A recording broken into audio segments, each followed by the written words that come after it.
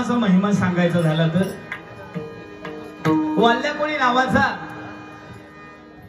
एक डाकू या धर्तीवरती होता आणि काम काय करायचं तर माणसं मारायचा आणि माणसं मारून मारून त्याच्या भुकावरती चित्रगुप्ताने एवढा पाप लिहून ठेवलाय की आता तो पापाचं बडं भरान व्हावाक लागलो. चित्रगुप्ताने नारद मुनींका बोलवलेलं आणि म्हणाक लागलो ह्या आता ह्याचा भरान व्हावाक लागला, करायचा काय. तर नारद मुनी तुमका सगळ्यांना माहिती आहे, नारद मुनी खाली गेले आणि वाल्याकोळी ज्या मार्गावरती पाप करत होता वाटेमध्ये माणसांना अडवायचा.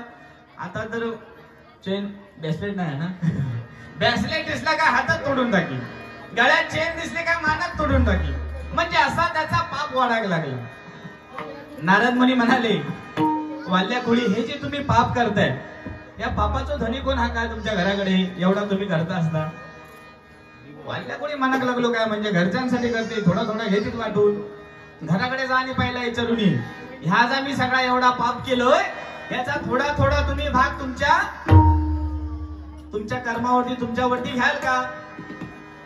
घराकडे गेलो पहिलं झिला विचारलं झिला तुका राजासारखं येतो राजपुत्रासारखं तुका वाढवलंय इतकं तुका म्हणायला लागलो राजपुत्रासारखं वाढवलंय इतकं तुका सोन्या नाण्यात मडवलंय, थोडस पापाचा भाग तू घेतच काय.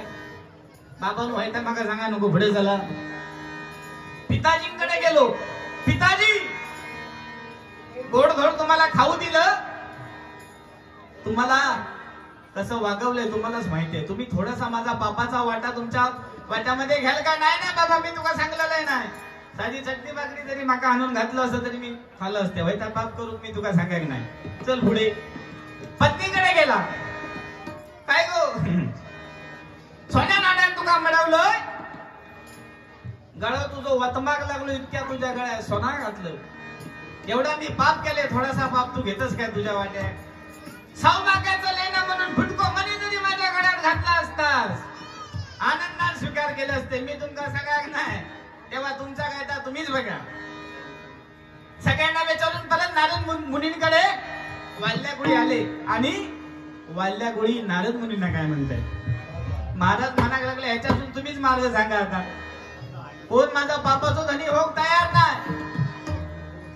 नारद मुनी म्हणाले याच्यातून तो काही एकच वाचू शकता काय, राम नाम, रामाचा नाव घे, जय जय रामकृष्णारी म्हण, राम राम म्हण, तर तुका ह्या गायता भवसागर हा पार कराया, म्हणजे हो भवसागर जर तुका पार करूचो असाल तर त्या रामाचा आचरण करूचा लागत, रामाचा नामस्मरण तुका करूचा लागत. त्या पारावरती बसलो, नारद मुनी शिकवतो म्हण राम म्हण मरा, अरे बाबा मरा नाही राम म्हण, राम मरा मरा, आणि मरा मरा मरा मरा मरा मरा म्हणते वेळी नकळतपणे त्याच्या मुखातून रामनाम निघालं आणि वाल्याचा वाल्मिकी झाला आणि रामायण पुढे घडणार होता तर अगोदर लिहून ठेवल्या.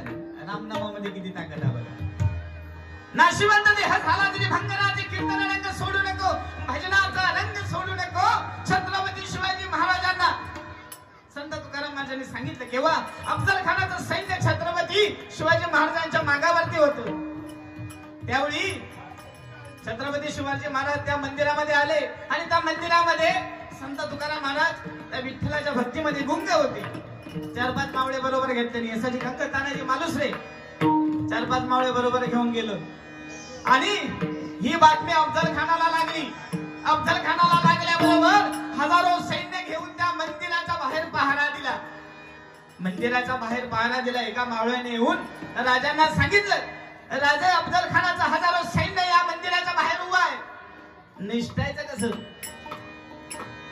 छत्रपती शिवाजी महाराजांनी संत तुकाराम महाराजांना विनम्र अभिवादन केलं, हात जोडल्याने म्हणाले महाराज मला आज इथून निष्ठेचा मार्ग सांगा. संत तुकाराम महाराज म्हणताय मार्ग सांगणारा मी कोण आहे. युगे 28 जो विठेवरती उभा आहे, कटेवरती हात घेऊन भक्ताच्या रक्षणासाठी सदैव तत्पर असणारा पांडुरंग तुमच्या समोर उभा आहे.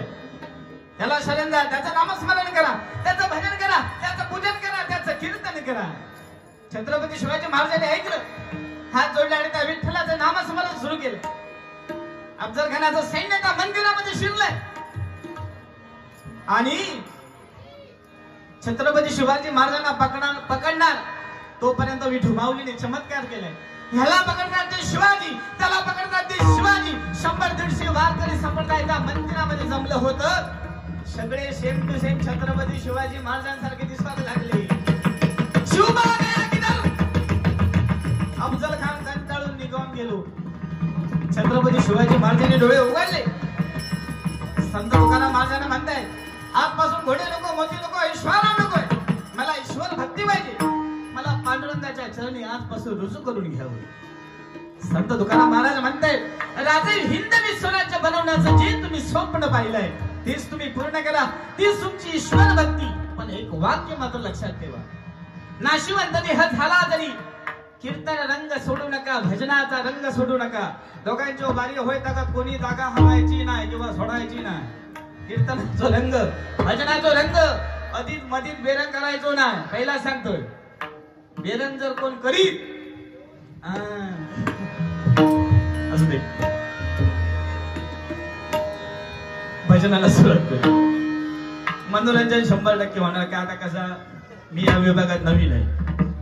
आता स्वप्नील गोसावी भाऊ या ठिकाणी आले. तसे जाणकार मंडळी आहेत त्यांना कमी माहिती आहे, पण काय काय लोकांना कमी माहिती आहे. म्हणजे माझा पाणी अजून वंका माहिती असू दे. म्हणजे आमचे कार्यक्रम बरेचसे झाले असेल. वंका तुम्ही जरी बघितला असेल, पण आमचे कार्यक्रम गावापासून बरेचसे कार्यक्रम झाले. त्यामुळे काय तसं जोडीनं नवीन नाही, शिंगा शिंग लागलेला. त्यामुळे तुमका मजा 100% येणार.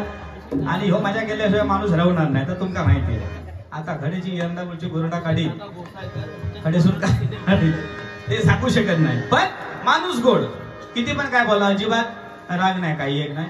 आणि बारीक अशी रेटावून न्यायची, ती शिरसट बंद करणं शिकायची. म्हणजे प्रांजळपणे सांगतो. आणि पुढचा तर बघूया मग.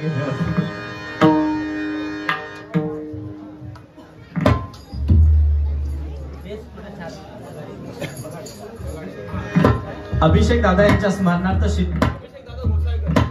अभिषेक दादा घोसाळकर यांच्या स्मरणार्थ तुमचं नाव सिद्धेश पगाड यांच्याकडून हे माझ्यासाठी 100 रुपयाचा मोबाईलचा पारितोषिक आहे.